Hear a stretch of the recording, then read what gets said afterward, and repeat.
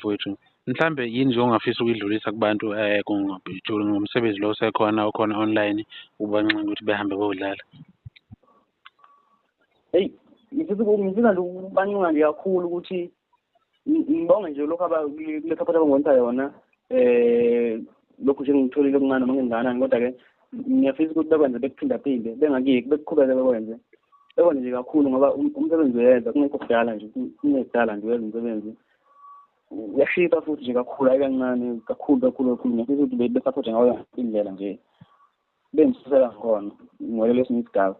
Okay mfowethu, mhlambe uma ubheka nje ngoba phela manje sekuvele kukhuluma ama-views, umuntu usengakhuluma afika la athanda khona.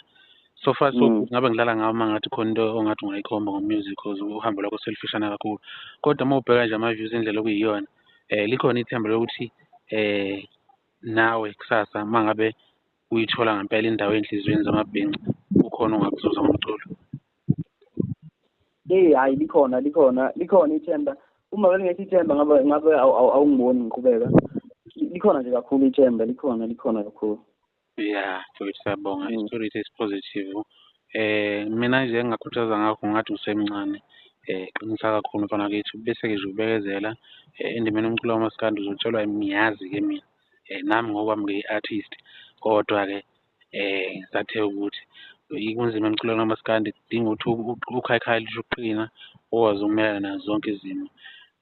Mhlawumbe ake sinxenxeni abahleli bemicimbi, ngoba kubalulekile phela nabaculi ukuthi befocus nalento ukuthi i-development, ukubuka nje kusasa ukuthi abaculi bakusasa obani, bebadonse bebanikeze i-platform, bebabona abantu lokho okuncane abangabanikeza khona. Zikhona insizwa ezinjengoXolani Mcineka, Bempucuzeka, bakhona oGay, oMapholoba nabanye nje abahleli emicimbi. Ngifika ukuthi bancane kakhulu abantu labo ukuthi amehlo abo ebheke ngapha ngakithi, ebheke kubaculi basebancane. Noma-ke mhlawumbe ngeke ngisho ukuthi kimi ngeke ngikubeke ukuthi kuwuphondo, ngoba ngicabanga ukuthi vele bekungafiki leso sigaba leso, yabo. Kodwa nje ngokuqhubeka kwezinto angakwenza kwezinto, ngiyafisa ukuthi-ke bekwenze lokho mhlawumbe uma kokugcina ukuthi iyakhombisa abantu bayifuna, ngoba ngicabanga ukuthi uqasho komculo kulala kakhulu ekutheni ingoma bayidinga kangakanani abantu nangokwama-views, yabo. Mfowethu. So ngiyafisa ukuthi uma ngabe sekufika isikhathi noma yini la sefika khona abantu sebedinga khona uphimo, bebheke ngakuyo ukuthi no kunentwana kanjalo esiyithinte siveze ebantwini. Okay mfowethu, ithi ngilisebenzele ithuba leli siya evikini elineholidi eliku-Women's Day.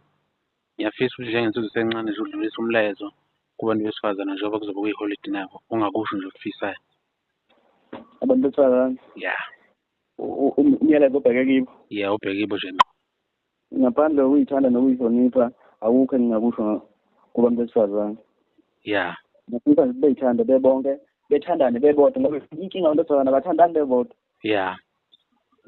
uNkulunkulu njengathi ngabasize bathi inhliziyo zokuthandana bebodwa bezwane bephephe noma bekuphi la bekhona. Khona i-trend abayitholile lezi insuku ayifike yithuthe later bondli. Hayi. Angifuni ukuphawula kakhulu. Ngiyakuthola. Ifike yithutheni utshelwa yimina. Kukhipha kakhulu ke la. Okay mfowethu cha.